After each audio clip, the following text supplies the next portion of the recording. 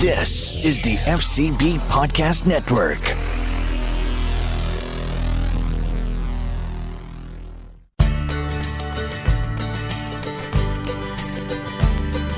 They freed us all from tyranny, risked everything for liberty, and they fought so we would be America, land of the free.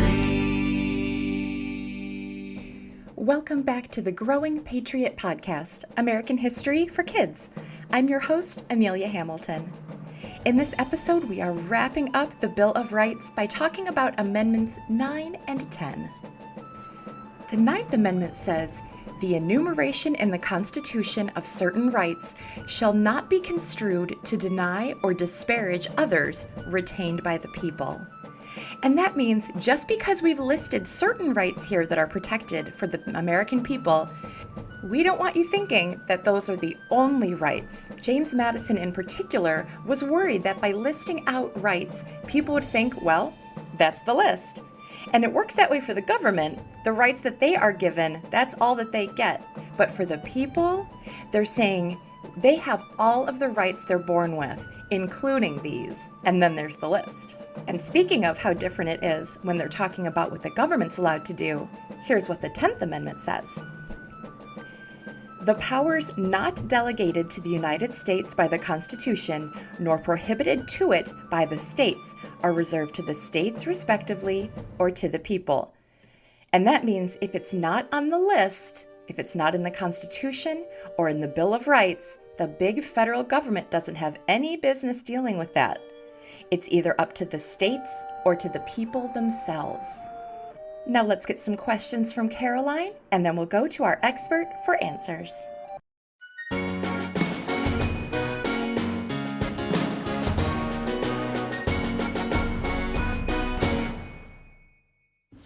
Hi, my name is Caroline Rasmussen.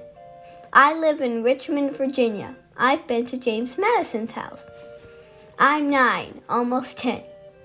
I have questions about the 9th and 10th Amendments. I hear a lot about the First Amendment. Why isn't the 9th Amendment so popular? In the 10th Amendment, who decides which power goes to the states and which power goes to the people? Why were these amendments at the end of the Bill of Rights? Those are such good questions, and now we go to an expert for the answers.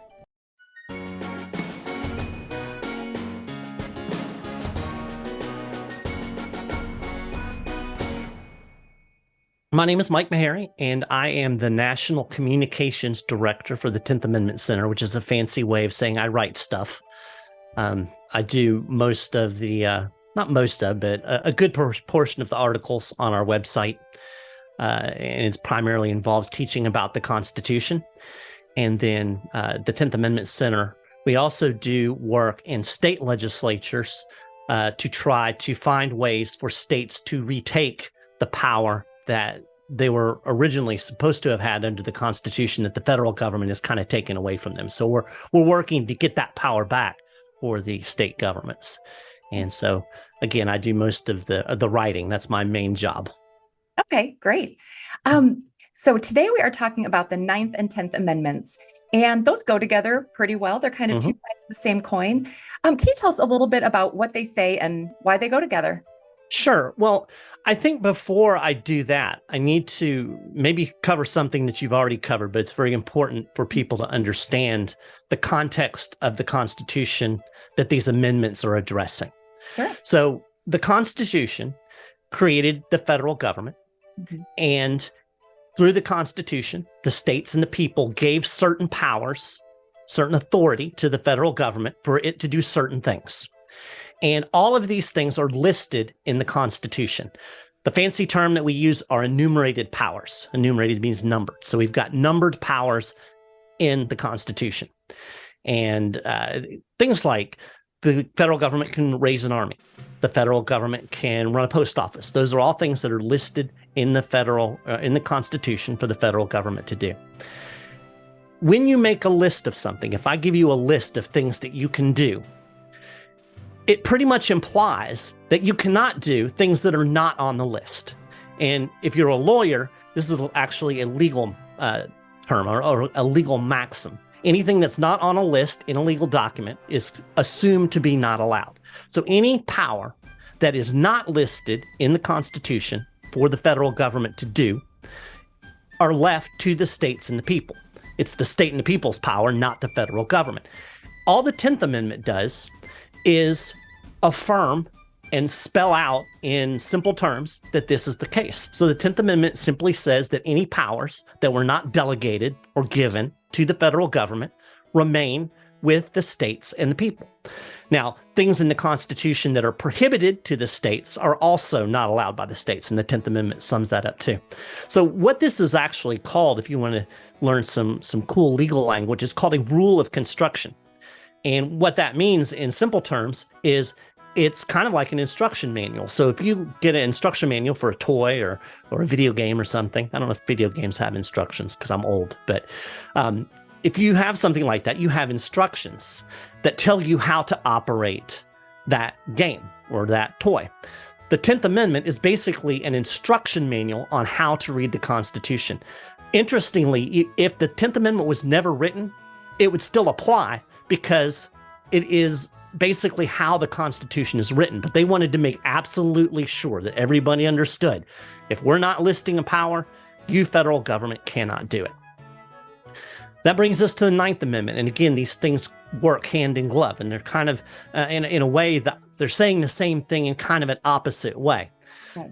The 9th Amendment simply says that just because we didn't list a right in these Bill of Rights that is protected doesn't mean that it's not protected. I don't know if that's the best way to put it or not.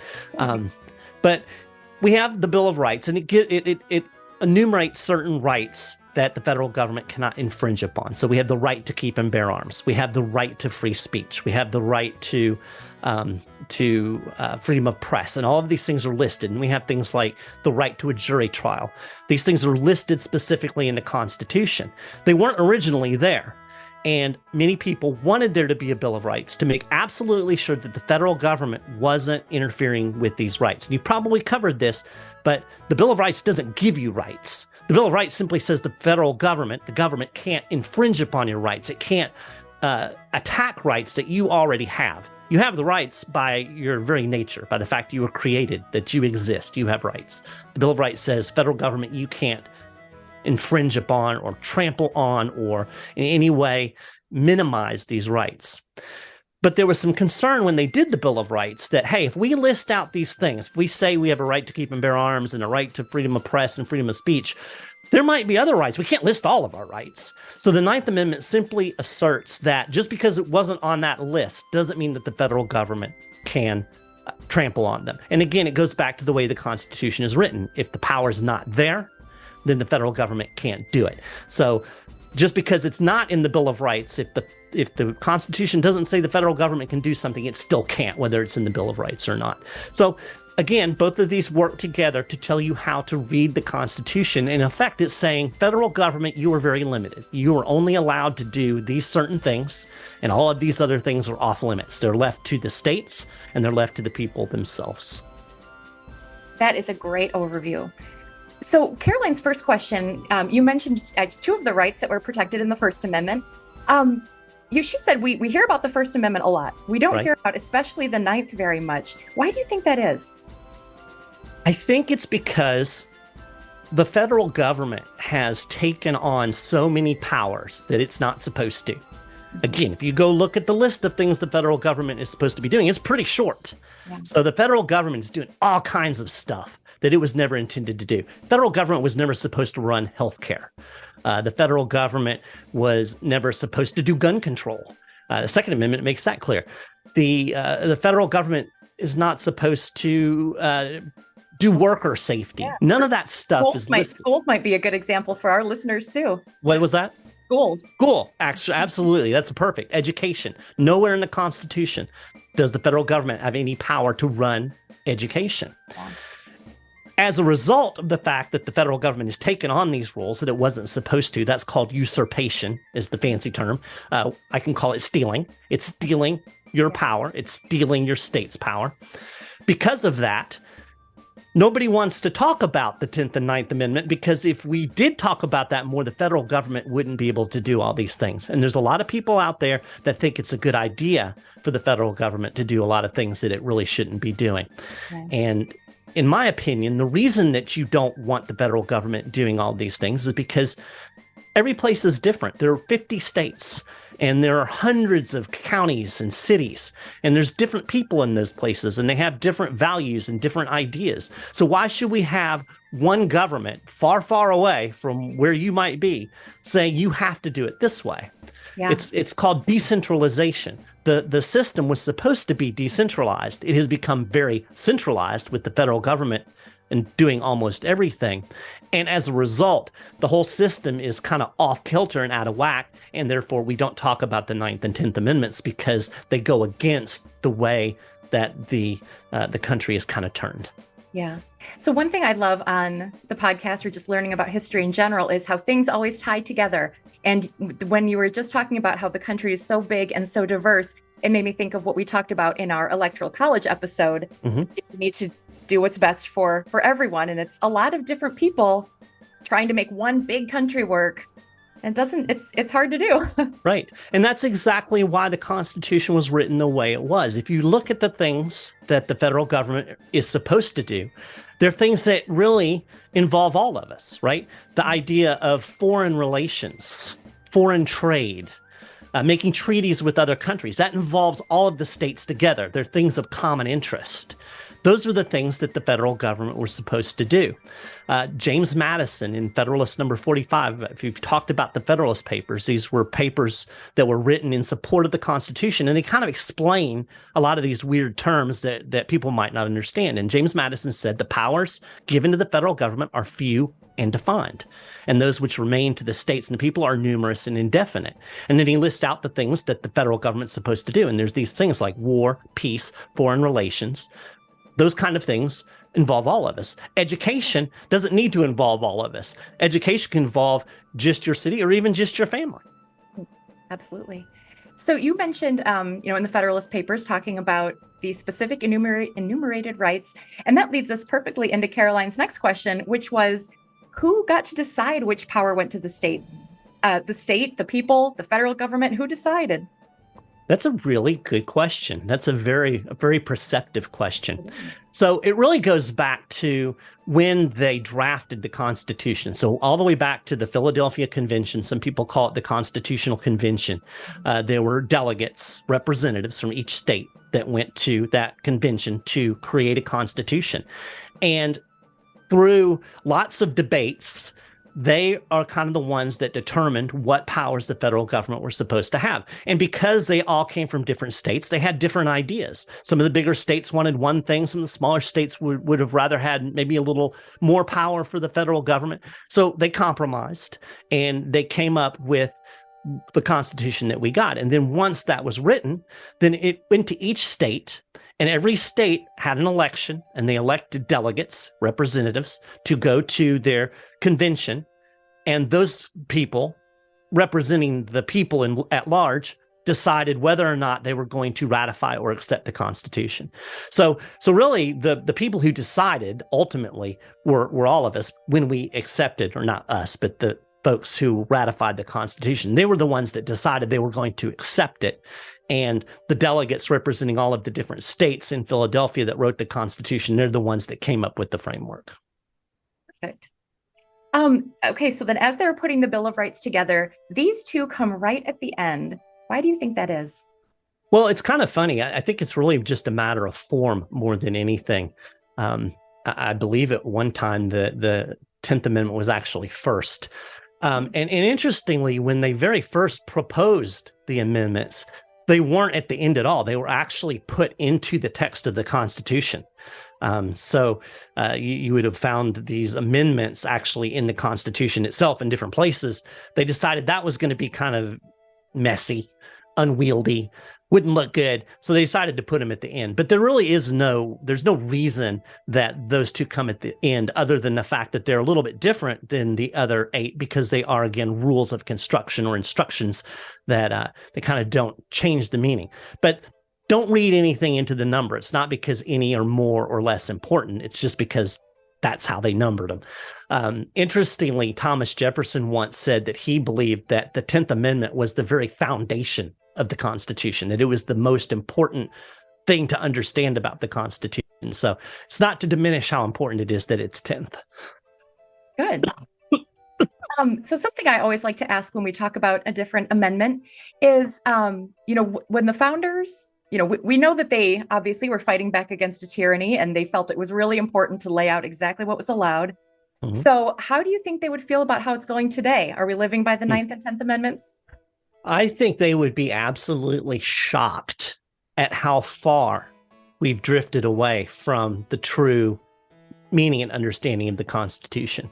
Mm-hmm. I think even people like Alexander Hamilton, he wanted a more powerful national government than a lot of the other founders. I think even he would be shocked at how far that it's drifted away from the original meaning. And, you can kind of ask the question, well, why? Why has this happened, right? We have the Constitution. It says what it says. Everybody understood it when they were ratifying it. What happened along the way? And I think ultimately, maybe we've relied a little bit too much on words on paper, as opposed to being active and involved and actually putting our work into keeping the government in check. Even some of the founders, James Madison and others, talked about constitutions being parchment barriers, paper barriers. And of course, if you put up a paper wall, I can walk right through it, right? Parchment barriers need enforcement. And that's what we try to do at the 10th Amendment Center. It's really up to the people in the states. When the federal government does something that it's not supposed to, we need to stand up and say, no, you can't do that, and take action to stop it. When we can do that, states don't have to help enforce federal laws or implement federal programs. And even the Supreme Court has said this. So we have a tool that we can use. If the federal government's doing something it's not supposed to do, the state's going to say, we're not going to cooperate with that. We're not going to do that. That's the way we could hold the Constitution or hold the federal government in check. And we failed to do that. So really the blame falls on us, not on the Constitution itself. And that's what we're trying to do. We're trying to get people more involved so that they're active at the state and local level and trying to do things to stop the federal government when it steps over its line. Do you think that our founders would be surprised that, that growing federal government, the things that they've taken on, it wasn't necessarily that they came and took them, but sometimes the people asked for them to take it? Yeah, I don't know if they would be surprised. I'm sure that was true in their day as well. I think they would probably be surprised that there weren't more people that stood up and opposed it. Mm-hmm. But human nature being what it is, we all like to get stuff, right? If your parents are going to come bring you toys, hey, great, and you may not think about the fact that maybe there's some strings attached. Maybe if you get this toy, you're going to have to do something that you didn't want to do. People don't think about that. They look at the things that they're going to get, and they don't recognize the power that can be used against them. And a lot of very wise people in the founding generation talked about the fact the power to do good also brings about the power to do evil. So I think it's most important to limit power completely, even when maybe it would do something that we like, because you always have to remember that when you give the government power today for something that you want to get done, tomorrow there may be somebody else in power that you don't like, and they're still going to have that same authority. So it's very important to keep it limited, and people have not done that. When instead they've run after the gifts and the goodies, and I think that's how we got where we are. Yeah. So what can we all be doing to kind of keep an eye on things and make sure it doesn't get too crazy? Well, I think the first thing is exactly what you're doing. Our education system has failed to teach the Constitution. So we have whole generations of people who really don't know. I guarantee you that the young people listening to this right now have a better understanding of the Constitution than the vast majority of adults. So you've already taken the first step. You understand and you know. And that's important, to educate people about what the Constitution really was supposed to mean and how the federal government was supposed to be limited and why. And then as you get older and you can involve yourself in the political process, it's very important, if you're going to vote, to find people to vote for that support true constitutional fidelity, true constitutional, that they're going to stick to it. And I think it's also important to pay attention to what's happening at your state and local level, because it is there that we can push back. We can do things, if the federal government passes a law enforcing, say, some kind of gun control that is unconstitutional, states don't have to enforce it. And if states don't enforce it, it's probably not going to get enforced because the federal government doesn't have enough people or enough resources to do it themselves. They always depend on state cooperation. So as you get older, don't just pay attention to what's happening in Washington, D.C., but also pay attention to what's happening in your state capital and work to get people elected to represent you there that are going to stand firm and hold the line when the federal government tries to overstep its bounds. That is great advice. All right, so as we wrap it up today, what are the kind of the key things that we should keep in mind when we think about the 9th and 10th Amendments? I think the number one key thing to remember is the federal government can only do what is on the list. Only exercise the powers that are in the Constitution itself. So if the federal government's going to do anything, you hear the federal government's got a plan to do X, Y, or Z. The first thing that you should do is go look at the Constitution and say, okay, where is this power? Does this power actually exist? If the federal government can do it, then we can debate whether it's a good idea or not. But if the federal government is not supposed to do it, if it's not listed, then they shouldn't do it, whether it's a good idea or not. And so the 9th and 10th Amendment simply support this idea. So the thing that I would really hope folks remember is that the federal government is strictly limited to its given powers. That's really all the 9th and 10th Amendment are saying. Yep, that's what it all comes down to. The power rests in the states and in the people. Yes, absolutely. All right, Mike, thank you so much for joining us today and walking us through these two. Yeah, thank you so much for having me. It was a pleasure.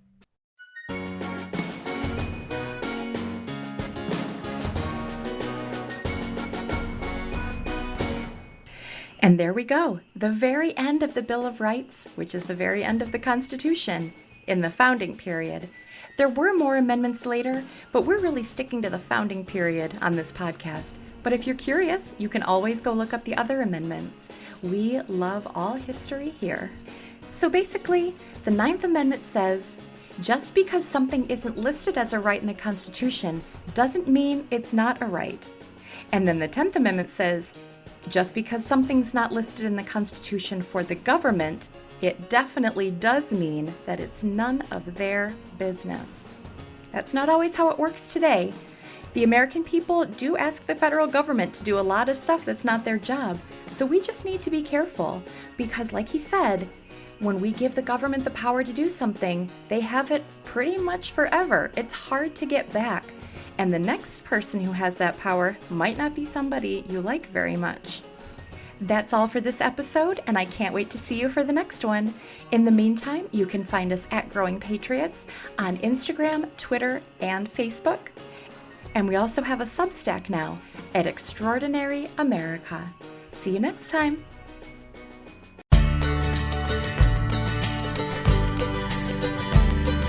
They freed us all from tyranny, risked everything for liberty, and they fought so we would be America, land of the free. This has been a presentation of the FCB Podcast Network, where real talk lives. Visit us online at fcbpodcasts.com.